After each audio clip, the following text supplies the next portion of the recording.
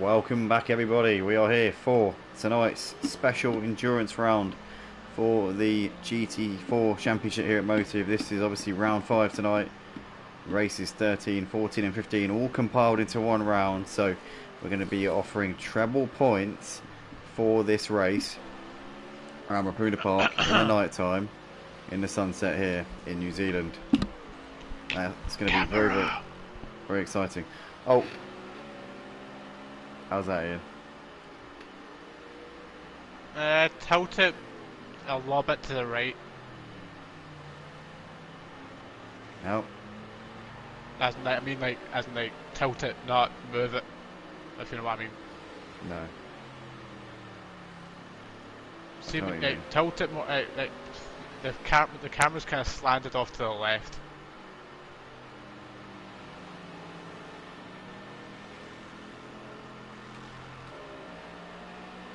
How about now? That'll do. But we are here for this qualifying session. So obviously this will set the grid for this special endurance round that we got here tonight, which was definitely planned and definitely isn't being used as a way of filling the gap because we had to restart 3 times. We've got Totally Zero in the comments there saying hi Andy and Emo, I hope you're doing well. Currently busy at the moment, stream playing in the background. Oh, good to see that you're tuning in to Totally Zero, and hopefully you're achieving whatever endeavours you're currently setting out on in the background. But we've currently got Cobb coming up towards the line. He's currently P2 in this session. Can he improve? He currently stays in P2 for the time being, but it's John Boy setting the pace at the moment. It's John Boy from Cobb from Mike. John Boy and Cobb quite close, less than 0.2 of a second separating them. Mike's currently a little way adrift there in 3rd place. You've got the Nuts 4th at the moment in this session. Craig currently P5 as he's coming out of the final corner. What can he put on the board here as he's coming up towards the line? And Craig there onto the grass a little bit as he comes up towards the line, and he stays in P5 for the time being. Thomas out there at the moment, also a late stand in reserve here tonight, doing a solid job at the moment, only just over a second off John Boy's pace, which is no mean feat. Aussie, Smokey, Pot the Brown, Doris Steer all still out there at the moment, but John Boy setting the pace here as he comes to the middle sector on this lap that he's currently on, driving in that Chinetta, the number 96, which has been in since the start of this season. He's been very, very strong so far as John Boy. Missed the first round of the season, but I would say, on balance, he's been the man to beat in this GT4 Championship this season. Emo Guy, what would you say? Yeah, I would say so. He's been probably the most consistent driver on the grid so far, at least this season. Whenever I was racing against him, he was always one of the more difficult drivers to pass and stay ahead of. Definitely, because obviously we both raced him when we raced in the touring cars on Sunday nights, back when they were on Sunday nights, a couple of years back now. Yeah, I remember having a few good battles with John Boy, and I remember one race in particular where at the Oschersleben where John Boy and I were about 30 seconds clear of everybody else. I was leading on the track, but I had about 6 seconds worth of penalties, and I was pushing like absolute crazy to try and break the gap to him. I was pushing like mad. Oh, Ozzy has a penalty. What's that? Who has? No, not sorry, no. I'm mistaken. I mistook the pit marker as a penalty. Sorry. But what I was saying was that obviously I was pushing as absolutely as hard as I could on this particular night at the Oschersleben to try and break that gap, because I knew I needed 6 seconds over him, and the gap just wasn't going up. It was just staying at around 2 or 3 seconds, and I remember just pushing lap after lap after lap, probably about 10 laps, trying to break that gap to John Boy, and it just would not go up. The gap was just, if anything, he was closing on me. And I just remember that at that moment I realised that he was a very capable driver and a very, very realistic rival for me at that time. And it was obviously, that was the season where he went and took the season 5 title for the touring cars, and then after that obviously he was runner up in the Mercedes to X-Mart. But yeah, that was the first race where I really noticed John Boy as a strong contender in the touring cars. That race at the Oschersleben, that was where it all began for me with John Boy. But Cobb taking the provisional pole there at 23.6 there, 0.2 quicker than John Boy. So John Boy's got to respond.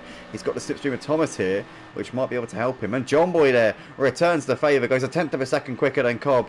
John Boy back on top spot here in qualifying at Raupuna Park. The Mutsnuts is still out there, so is Craig.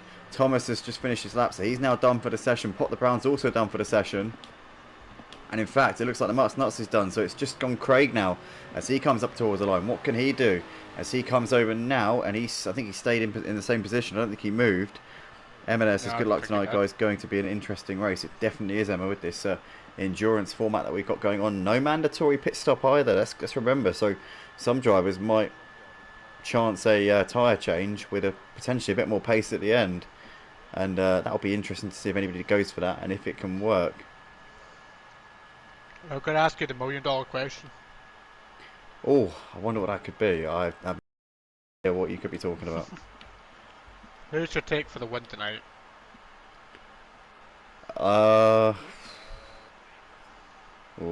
It's a toss up between the top two. John Boy.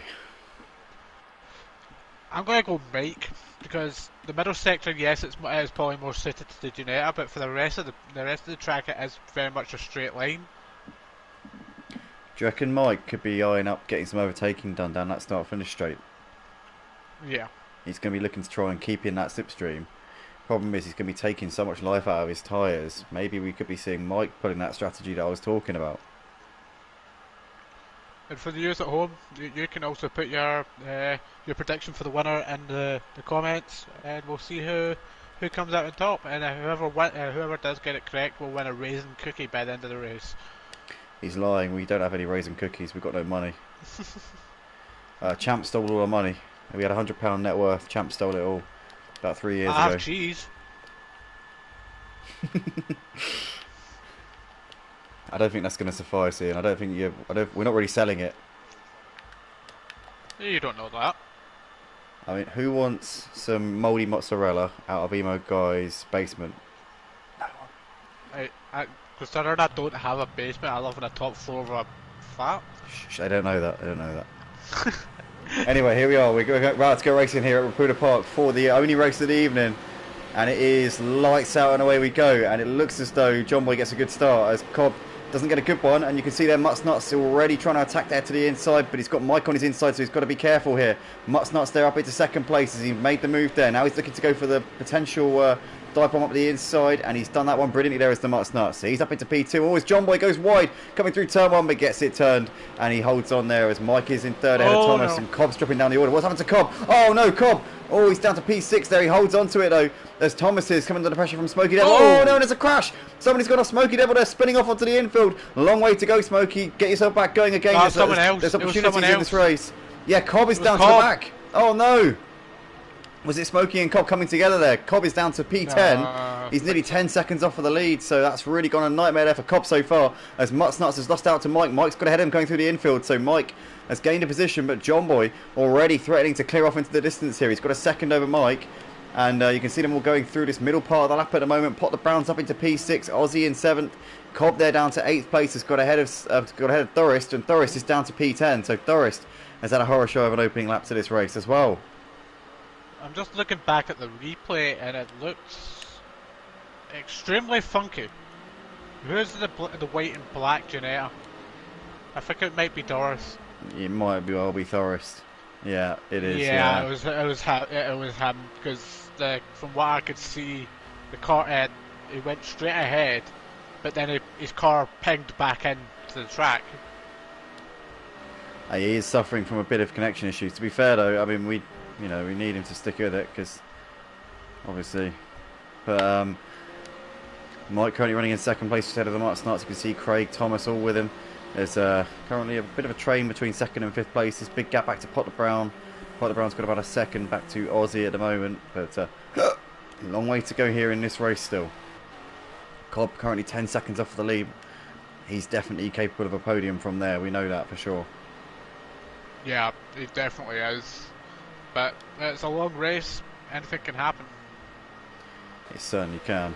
But John Boy's continuing to extend his gap bit by bit. He's now nearly 2 seconds clear of Mike. So John Boy's really getting into his groove here, stamping down his authority on the rest of the drivers around Raupuna here tonight in New Zealand. And you can see there that Thomas is getting closer to the back of Craig in that battle for P4. Potter Brown still hasn't fully shaken off Aussie, but he seems to be reasonably comfortable to him at the moment. Cobb still about 10 seconds off of the leaders and will be closing in on Potter Brown and Aussie as this race continues to go on. But We're watching John Boy coming out of the final corner over the line here to complete lap 2 of the race.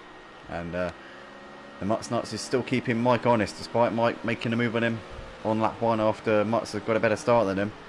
Mutts is continuing to drive a very creditable race so far.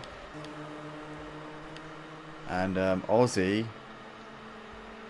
has got ahead of Potter Brown, so Potter Brown has lost a place. Aussie's now into 6th place, so Aussie Albida moving up. Obviously, I know I've heard he likes this track. Aussie, I've raced with him in public lobbies, and he said to me he enjoys Raupuna Park quite a lot. So he knows what he's doing around this circuit, and he likes these GT4 cars as well. So maybe we might be able to see Aussie Albie start to reel in Craig and Thomas and give them a bit of a fight for 4th place. That'd be pretty cool if we can see that. It's pretty strange seeing that Aston Martin out on track. Yeah, it's but you know, he's doing a good job of it though, to be fair. Yeah, well, it's a bit of an eyesore, but it's doing quite well.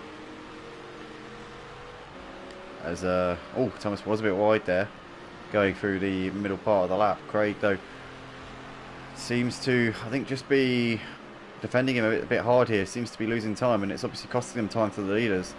So Mike and the Mutts Nuts, who are battling over 2nd and 3rd places, it's costing them a chance of a podium. Obviously early days yet though. Still only only 10% of the way into this 30-lap race, but the Mutts Nuts is currently getting closer to the back of Mike here as they come down the start-finish straight. On board with the Mutts Nuts, is he going to look to the inside into turn 1? Is he going to look to try and send it here as John Boy? We saw just having a bit of a lock-up there going through turn 1. But John Boy is currently... sorry.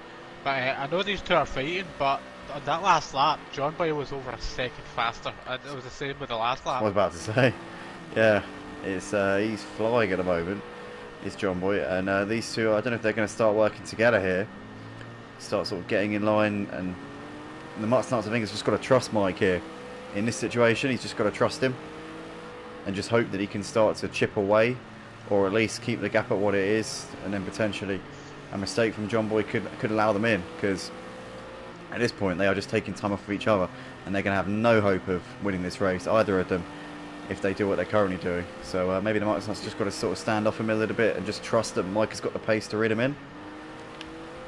Well, it's at times like this where you've really got to, even though you're not in the same team as the person that you're racing with, sometimes it is better to just back it off a bit, let them gauge what the other person can do in terms of lap time when they're not being pressured, and if it's just try and just work together, use a slipstream for each other, switch positions all the time until you can get yourself into a decent position where you can challenge John Boy. If they're switching positions, it's going to be causing them all kinds of chaos. I think they've just got to get it in line and just work together here. But at the moment, they're not doing it at all. John Boy, another half a second quicker on the previous lap. Is John Boy, though, maybe taking a bit much out of his tyres here? Because you can see he's really, really pushing it. And I saw him lock up a couple of times, notably into turn 1 on the previous lap. Is he maybe just taking a bit too much out of them? Could that come back to bite him later on, do we reckon? Well, at a track like this, where the infield is so much more dependent on the grip of the tyres and how well you handle the life of them, and it's not to mention the fact that the GT4s themselves, they rely so much more on the grip, the mechanical and the tyre grip compared to the GT3s. So overall, these tyres are going to start dying off fast regardless. As we see Cobbs pulling up onto the back of Potter Brown and Aussie here in this battle for what's currently P6. And Potter Brown and Aussie have been battling for a few laps. Potter Brown has actually got back ahead of Aussie, because Aussie was ahead of him a lap or so ago. But Cobb's definitely coming for these two, and Cobb won't be wanting to waste too much time behind these guys, because I'm sure he's going to be targeting, if he can't get on the podium, he'll be targeting at least a P4. I think John Boy, Mike and Mutts might be a bit beyond him, but Cobb's got to be chasing a P4 in this, especially when you consider there's treble points on offer for just this one race. It could cost you massive points in the season overall if you waste this. Yeah, you've really got to sit back and evaluate the situation a little bit more in these kind of races than what you have to do in the sprint races that these drivers are more used to this season. So they have to really change their mindset and adapt to the situation that's right in front of them instead of trying to plan for the future. As we see, Cobb has made the move on Aussie. Obviously, we saw that coming down the start-finish straight. Now he's looking to try and get Pot the Brown as well here. So Pot the Brown has obviously been looking in his mirrors. He knows that Cobb's there. He knows that Cobb has got that outright pace over him at this point. But like you say, they've just got to deal with these situations as they come, because Cobb has just got to focus on one overtake at a time here. Doesn't want to be getting ahead of himself or thinking about the next move. He's just got to take these one step at a time. He's got a few seconds ahead, obviously, to Thomas and Craig, who are battling over 4th and 5th, so he shouldn't find it too difficult to bridge the gap down. But how long is it going to take him to do so? And can he clear Pot the Brown first? Because if he can't do that, he's going to have no chance of chasing them down. But currently Cobb still trying to force that mistake from Pot the Brown. Pot the Brown's not really giving him any openings at the moment as they come down the start-finish straight once again here. It's a fifth of the way into the race, 6 laps into a 30-lap race. And Pot the Brown's still holding his ground at the moment. John Boy in the meantime is continuing to put out his gap to the rest of them. He's got 5.7 seconds now over Mike. He's continuing to lap consistently. The best part of a second quicker than both of these two, Mike and the Mutsnuts. And these two continue to pull away from Thomas and Craig. Craig's dropped off the back of Thomas a little bit on that lap. Thomas looking a bit more comfortable in 4th place. That will make Cobb's task to get into the top 4 even more difficult than it already is. But currently, it looks like he's trying to defend here. In fact, he's dropped behind. No, he hasn't. He's still ahead of Aussie. Sorry. But it looks like he's trying to defend from Aussie here. So obviously, he's not able to get ahead of Pot the Brown just at the moment. And now it seems he's dropped off of Pot the Brown a little bit. So Cobb seems to be struggling a little bit in this battle. Obviously, the Ginetta isn't renowned for its straight line speed. The KTM isn't either. But the KTM, I think, has probably just got the legs on the Ginetta in a straight line. And that, I think, is probably helping it.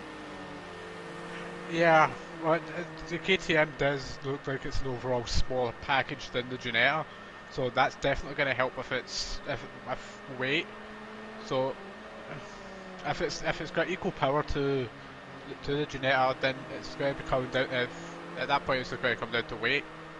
Who's got the least amount of weight to utilise as much of that horsepower as possible? Absolutely. So we can see on board with Cobb right now. He's getting closer to the back of Pot the Brown as they come down towards turn 1, but he's not close enough, and that's not going to work, unfortunately, for him, as he goes a little bit deep there going through turn 1, but still gets it turned nonetheless. But this is just eating into Cobb's chances of a strong points position here, as he's trying to find an opening, trying to find a way through if he possibly can. Looking towards the hairpin here. Is he going to look to throw on down the inside? Oh, somebody's lost it here. Somebody's had an incident here. What has happened in the foreground there? That's Thomas. Oh. So Thomas has had a moment. He was running in 4th place, and he's obviously dropped it somewhere. He was running about a couple of seconds clear of Craig, so he's lost about 4 or 5 seconds all told in that, which isn't the end of the world. It's not a catastrophe, but it's definitely a potential debilitating situation here for him. As we see Pot the Brown still defending from Cobb and Aussie in the background on the rear of what is now a quartet of cars here. But Thomas, unfortunately for him, just having a little bit of a moment, and that's cost him time and cost him a place to Craig. So Craig now running in P4, and Thomas has got the hard charging Cobb in a pack of cars, but also Pot the Brown and Aussie, who are going to be keen to try and knock him while he's down here. Yeah, at this point it definitely seems like it's going to be a lot easier to take that position and try and run away, create as much of a big space as possible just before he tries to recover himself. See Cobb's still struggling to pick off that KTM of Pot the Brown. Pot the Brown putting up a peach of a defence at the moment. Cobb didn't take too long to dispatch Aussie, but Pot the Brown proving to be a stiffer test. Into the hairpin we go. Cobb not close enough again.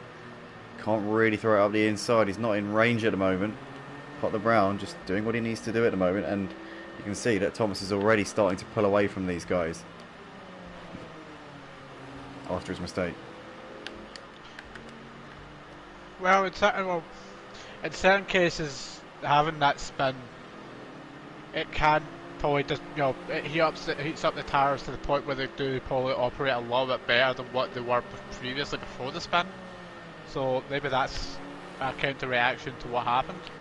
I've sometimes found on Project Cars 2, you've got a point, because I found a lot of the time that when the tyres don't heat up, obviously it's counterintuitive, but when you have a spin, it suddenly gets them in their operating window where the pressure's just, it's like the spin causes them, the pressures to obviously change, as they always do when you have a spin, but obviously I've found so many times that you're struggling to find that sweet spot, and then when you have a spin or when you have an excursion, it just gets them to where you need them, and all of a sudden you feel so much better.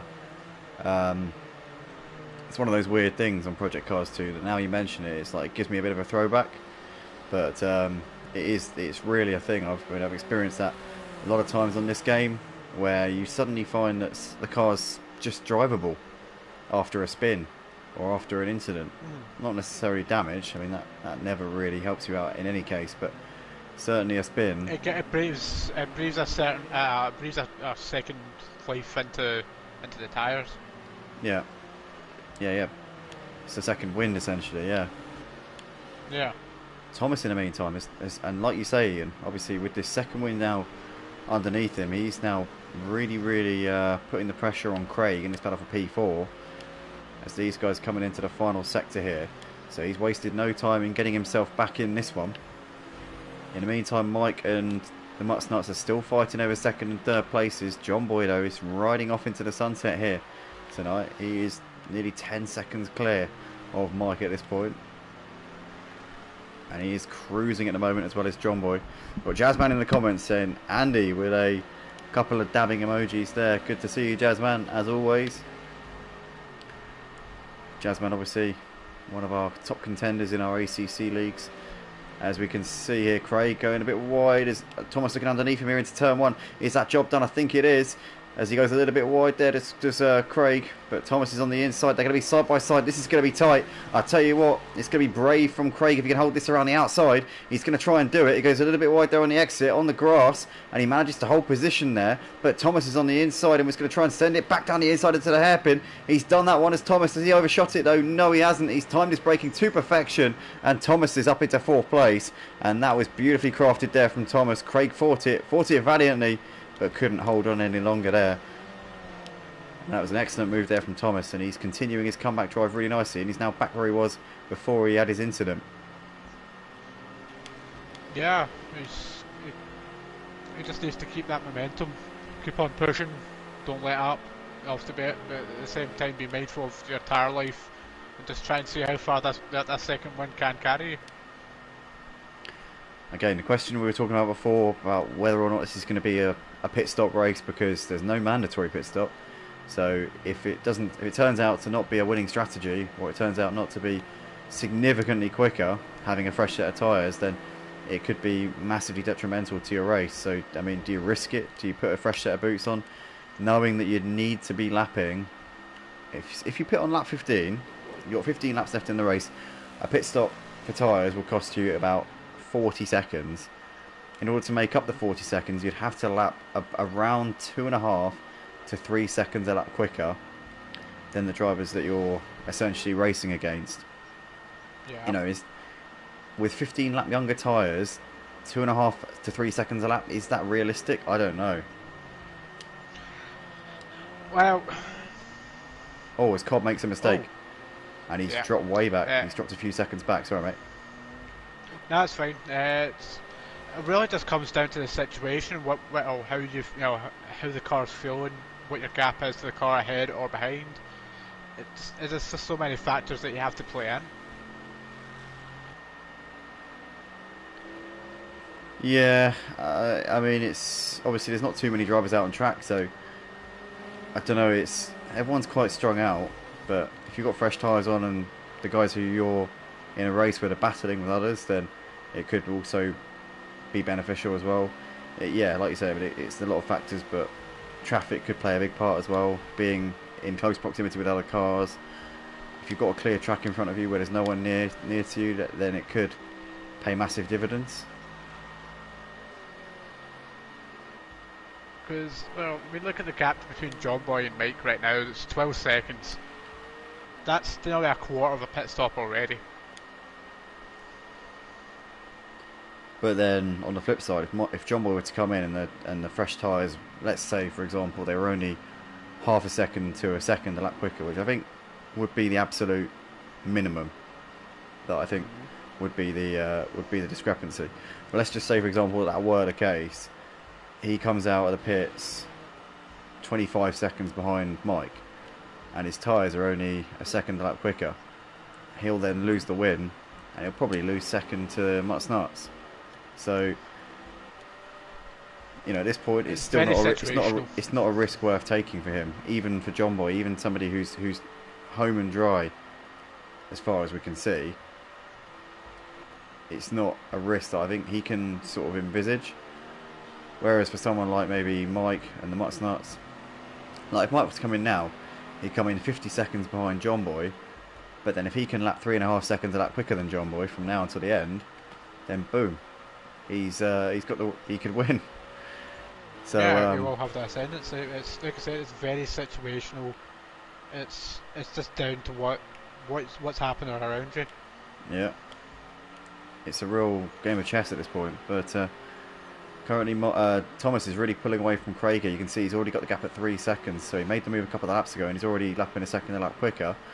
Thomas, to tell you what, he's not a million miles away from Mike and the Mutt's Nuts, who are still continuing to slow each other down and battle. I wonder if Thomas is eyeing up a potential podium here in his, late stand-in reserve appearance tonight, and his first appearance in the GT4s this season. And what a job that would be from him if he's able to get on the podium. Well, at that point, it's always in the back of every racing driver's mind to try and get the best possible result. And if at this point in the race that a podium is the best you're going to get, then you've got to fight as hard as you can. Yeah, you certainly have. As we can see, John Boy coming over to start off the 15th lap of this race, and he's currently about 2 or 3 seconds behind Doris Steer on the track.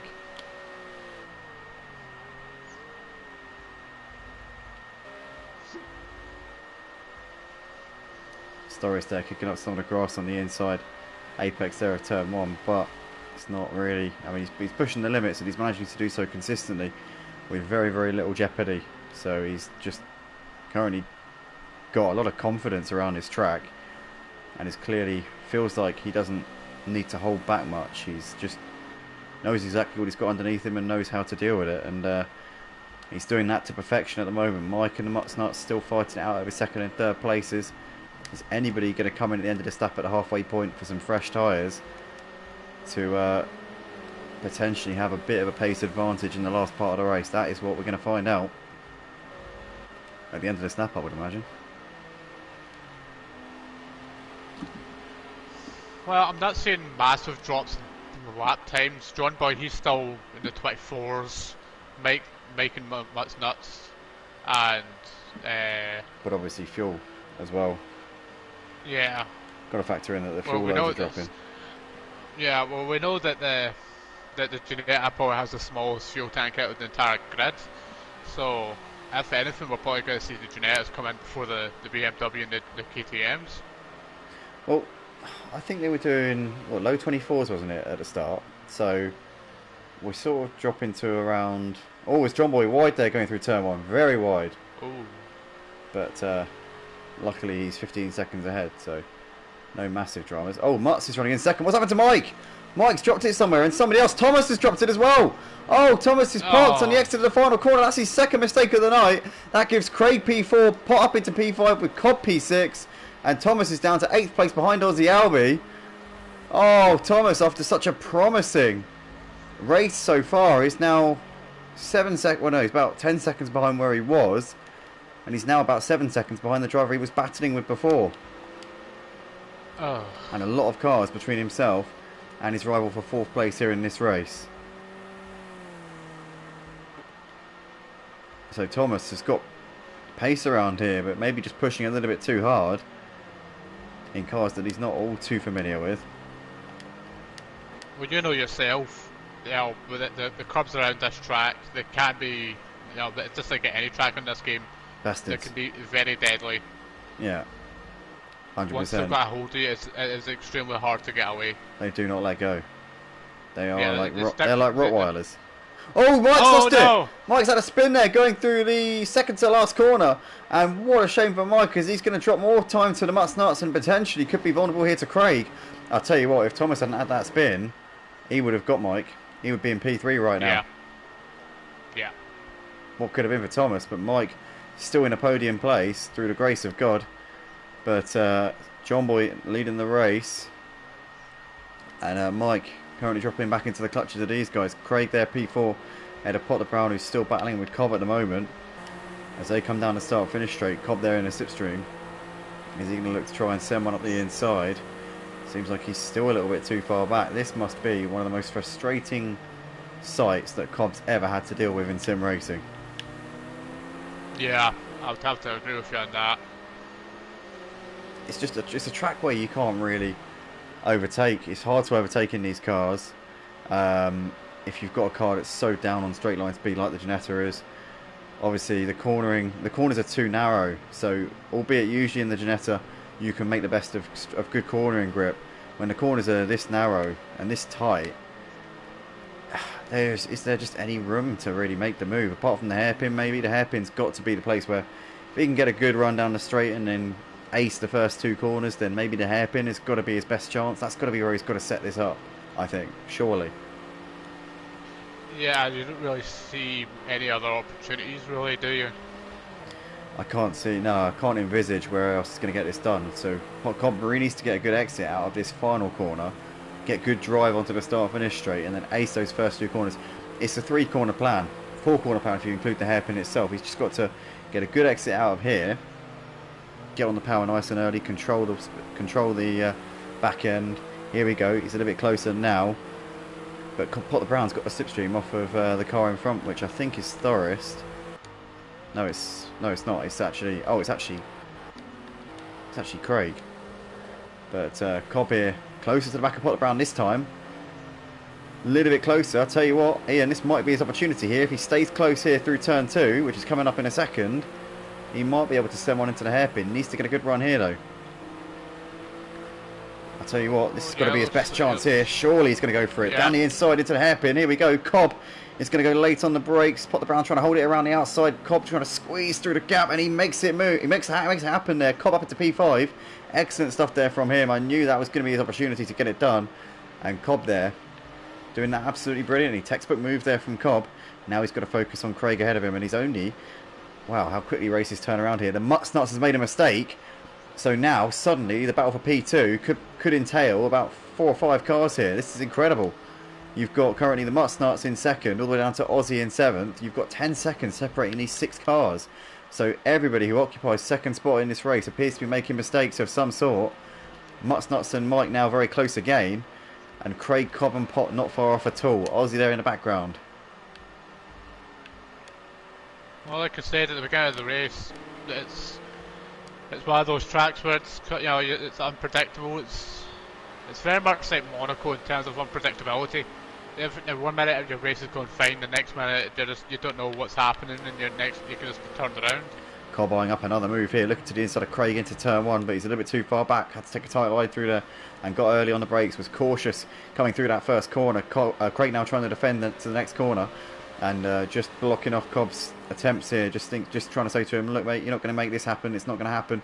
But Cobb looking to the inside into the hairpin. Still too far back this time around. But I'm sure that Cobb will be looking to try and set up a similar move with Craig to what he did with Potter Brown a few moments ago. Just try and get a good exit out of the final corner, keep himself close. So I'll tell you what, he's got a good run coming through the middle sector here. Look down the inside. Cobb's going to make it happen surely.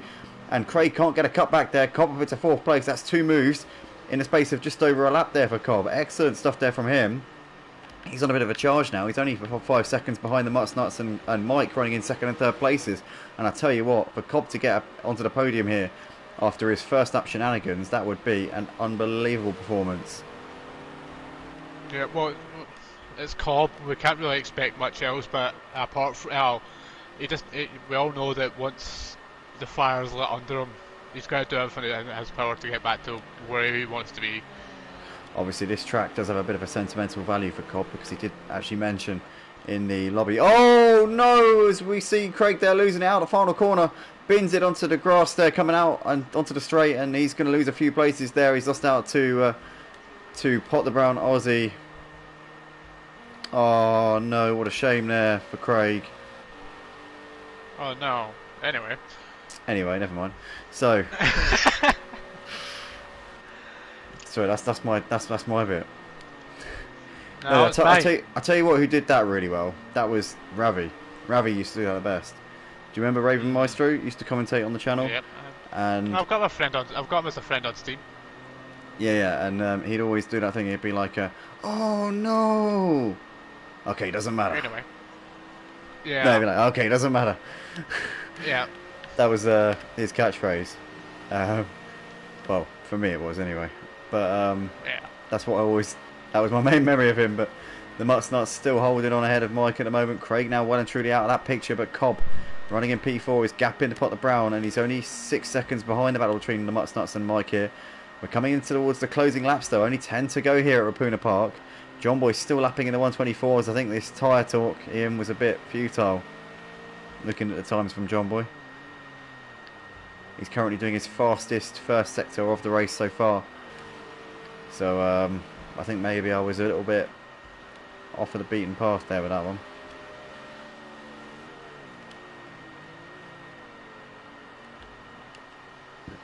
Ian's secretly thinking, yes, you were. But always we see Mutt's wide there going out turn one. And Mike there looking down the inside. And he's going to get this one done. It's tight line for Mike though. Goes a little bit wide on the exit. Can Mutt's try and come back at him here? Mutt's going to try and make this move into the hairpin, and he does get it done before we get to the braking zone. Mutt's back up into second place there. Mike got the move done and then made a small mistake, which has cost him. And these two continue to trade places. And whilst they battle, Cobb has gained a second through the first sector alone. 10 laps left to go, 5 seconds in the gap. It's doable for Cobb if these two continue to trip over each other. Cobb could be sensing a podium, potentially even a P2 here. Yeah. He's not lapping too much slower than Mike Camden nuts right now, so you know, that's a little bit more pace or a little slip up from either of these two, and he is in for a really good podium. Absolutely. We've got Senna in the comments saying, "Hey Andy." Hello Senna. Oh, Ian's here as well, Senna. Say hello to Ian. But yeah, Senna tuning in as always. Obviously good to see. Senna, one of our coordinators on F1, races in our F1 league as well. And actually won the race. Was it the last race he won? Yeah. Yeah, he won the... He won he won at Monza. Yeah, he won the Italian Grand Prix last Friday in front of the Tifosi. Obviously a Ferrari driver this season is Senna, which was great to see him manage to get that particular accolade. Obviously it's only a game, but still, driving a Ferrari at Monza and winning a league race is pretty cool. I've done it myself back in AOR when it was called Apex Racing League on about F1 2011, I think it was. Back when there were many tiers. I think it was their 4th tier. I did win a F1 league race on F1 2011 in a Ferrari. That was quite a cool feeling.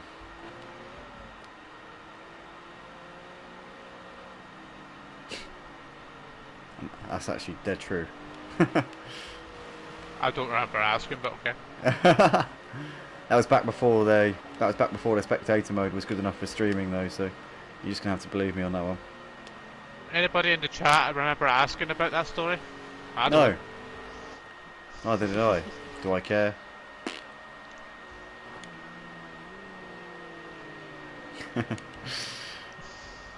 Looks like Nuts and Mike have still got a 5-second gap back to Cobb at the moment, so Cobb not really making the inroads that he'd want to be. Mike not really putting the pressure on the Nuts that I'm sure he would be ideally hoping to. Either the previous lap before that one, they lost a second and a half. This lap, they're back in the 125, so they're not currently slowing each other down like they were.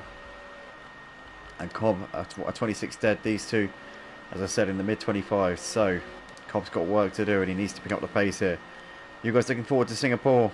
Says Senna. Definitely, yeah. Friday night we're back on for the F1 League at 6:40 PM UK time. That should be excellent. Ian, are you looking forward to that? Marina Bay? Yeah. Marina Bay has always been an interesting circuit that I've always enjoyed watching. Not so much in the real world this year because of they took away the second to last turn. Having said that, it was nice to see a non-Red Bull win. Well, yeah, but still. But all in all, I think it served up a much needed respite from the stranglehold that the Red Bull team have had over this season, because I think we've all been hoping and praying that we'd see somebody other than Verstappen. I mean, ideally someone other than Verstappen and Perez, but especially in very recent times, Verstappen. So obviously Carlos taking that one. I was chuffed to bits for Carlos. What about you, Ian, after that one?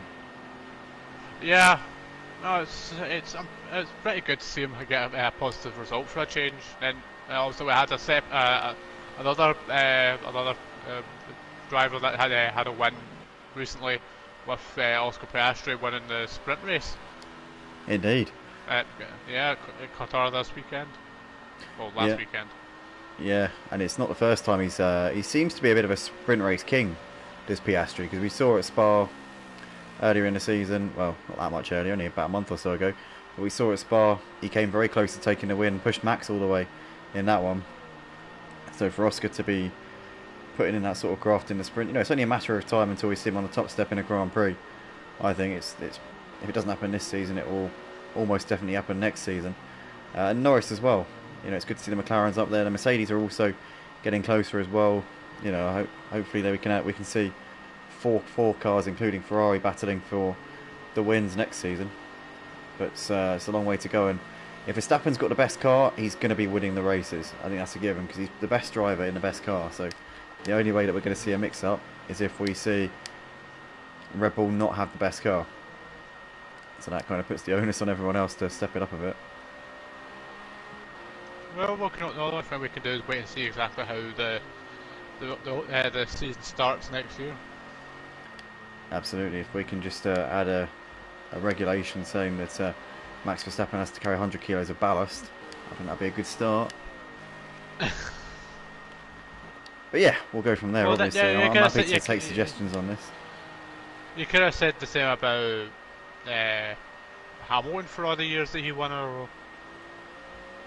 Yeah, do you know what's weird is I kind of almost went off supporting Hamilton during the years that he was so dominant. I've always been a Hamilton fan. I've always been Hamilton was driving to got me into F1. Yeah, he is. A very confusing situation there. He must have underfueled. No, he's not, because he's got plenty of fuel. Why is he coming? Oh, he's got a bit of damage on the front. Not particularly catastrophic though. Saying that, no, is that the front? Damage. Actually, no, that's the front wing, isn't it? That's gone. No, it's all still there. That's just marbles. Yeah, you're right. Yeah. So I was just using Potter Brown's car as a reference. Yeah. Yeah. Ah, it's a bit strange then. Every car gets that. Yeah, I wonder why he's come in then. Probably just waiting for tyres. Must have been. Senna says, as a Tifosi, I was happy to see Carlos winning in Singapore. Yeah, I don't know whether they're going to get another opportunity this year though, because they made such an improvement for Singapore, but Monza and Singapore they were quick, but yeah, since then it's been McLaren and Mercedes who have been offering that fight to Red Bull. Ferrari have been fourth quickest car now for the last two races, so it seems like that momentum has shifted in favour of the two Mercedes engine cars again. The next track to suit Ferrari now probably will be maybe Interlagos. I think on paper could be a good one for them. They might be quicker than McLaren around there, maybe. Well, I have a feeling that Piastri, he seems to be really good at most corners, like slow and fast. So I have a feeling that he's probably going to have the edge more in the middle sector than the Ferraris are going to probably have it more in the faster sections. Yeah, the Ferraris are quick in a straight line. I suppose that was one thing at Singapore, because although it's a very twisty circuit, it's a high-speed circuit as well, Singapore. Like, it's known for its high speed, but it's also got a lot of corners, which is counterintuitive when you think about the Ferrari being so strong there. But there are a couple of very, very high-speed sections at Singapore. High speed, it's actually quite a lot of the lap at Singapore is full throttle.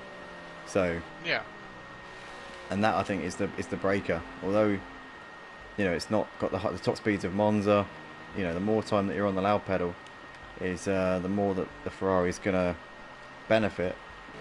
And I think we definitely saw that in full effect. And obviously Carlos Sainz's 700 IQ defence backing Norris up into the Mercedes drivers helped a bit as well. Well, George did go for the gap. Yeah, unfortunately the gap was the barrier. And yeah, it didn't end well. Didn't end well. It was a shame. It was a shame, to be honest. That was gutting.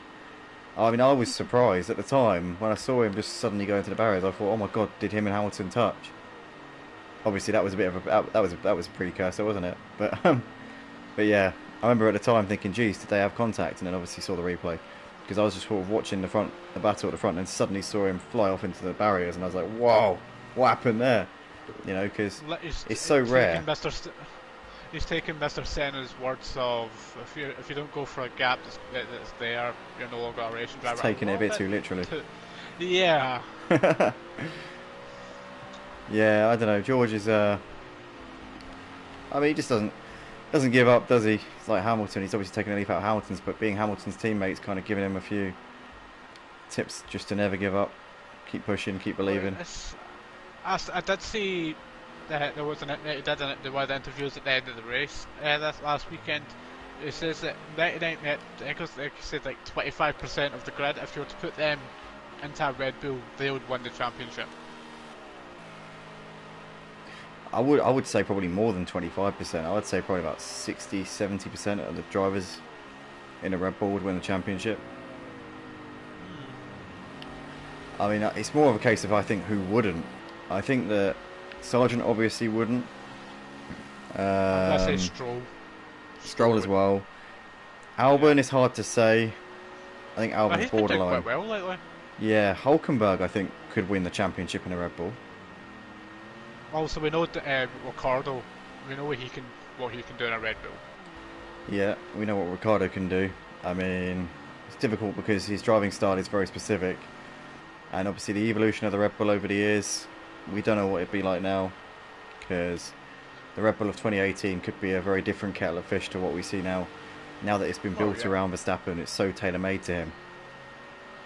Well, talking of drivers, have you heard that Vettel was actually in conversations with one or two of the new teams that's coming to F1? I said it from day dot. I said Vettel was not done. There's no way that he could be done. 36 years old, he's way too young. Four-time world champion retiring at... He was only 35 when he retired. A four-time world champion retiring at the age of 35. You know, he's still got so much to prove. And he's been in championship battles. You feel like 2017 and 2018 were championships that got away from him. Surely he's got a point to prove still. Surely he hasn't lost that fight. Oh, of course not. I mean, look at Alonso. The amount of times he's came in... Mix went off wide. Yeah. Alonso, he's left F1, was it twice, 3 times? And he still came back each time, and he's managed to put in a positive result each time. And obviously it's a shame this season, at this stage, what's going on with the Aston Martin, because it was so strong at the start of the season, and it was like we saw an Indian summer of Alonso sort of coming back, being on the podium, and I thought, a couple of races I thought he could have won. Remember Canada, he had really good pace, but Verstappen was just a little bit too quick. Him and Hamilton had that race-long battle at Canada for P2, which he actually won. He beat him in that. Alonso's had real high points this season. I'd love to see him in a consistent title-winning car. You know, it just goes to show, when you look at Stroll in that car, what he was doing, you know for a fact that Alonso probably had a race-winning car underneath him, but it didn't come together because Verstappen, unfortunately, had the quickest car. And when you've got Max Verstappen in the quickest car, it's only going to end with one winner, unfortunately. Well, it depends on what happens at the start of the race, because also we've seen him getting crashes that weekend just past there. So I have look at Hamilton, Russell, you know, and Perez, Hulkenberg, and who else was involved in that 3-way crash? Ocon. Yeah. It depends on so many factors. How eager the drivers beside you are going to be into turn 1, turn 2. It's just it's definitely so many times. Absolutely. We can see John Boy coming out the final corner here. He is the race leader. He's coming up towards the line. A flash of lights from him. He's just lapping a back marker. But John Boy, an absolutely dominant performance from him tonight. Iain, what can we say? He's been on another level from everybody else in this endurance race here at Raupuna Park. John Boy, over 30 seconds clear of anybody else. That was sensational. Well, talking of Verstappen, we've got our own little Verstappen here tonight. Well, he's got orange and blue on his car, so it makes sense. Yeah, around this track, he's definitely Verstappen-esque as well. I mean, that was just an absolute corker of a performance. He was completely in his own league. I don't know what to say. I mean, Mike's probably scratching his head. It's not like Mike to be that far behind John Boy, but Nuts is going to take second place here in this endurance round. With Mike over to complete the podium, it's going to be Cobb out of the final corner to take home a P4. Not a bad comeback from him after being last at the end of the first lap, but I think he could have, I reckon he could have done a bit more there. Maybe gone after the Nuts and Mike, but Cobb a P4, he'll take that, I'm sure. Pot the Brown over in P5 in the end. And he's well clear of Craig, who's just coming out of the final corner now. Craig, or into the final corner now. It's going to be a P6 here for Craig. The rest of them, I think, are all a lap down. Yeah, Thomas is done, Ozzy's done, Smokey's done, Thorist still going around to complete the race. But Craig, the last driver on the lead lap, and that is that for tonight here at Motive Racing for the GT4 Championship. This is obviously officially goes down as races 13, 14 and 15, but it was obviously all one race because we had some technical difficulties earlier in the night, which meant that we had to run just the one race. But triple points being awarded for this one, so that will be music to the ears of John Boy, who takes, what would it be? It'd be 96 points, plus the fastest lap as well, gets 6 points for fastest lap, so 102 points for John Boy. And the first winner of endurance race on in the GT4s. I'm going to ask the guys as well if they'd be up for doing a couple of those this season. Might change that up, but yeah, thanks everybody for tuning in, and we will be live on Thursday. Oh, actually, we'll be live tomorrow night for the Porsche Cup. Yep, on ACC, as long as it can go ahead. I'll be making sure on that tomorrow, but yeah, thanks everybody once again. We'll see you tomorrow, hopefully, for the Porsche Super Cup, the first round of the season on ACC, and yeah, cheers. Good night.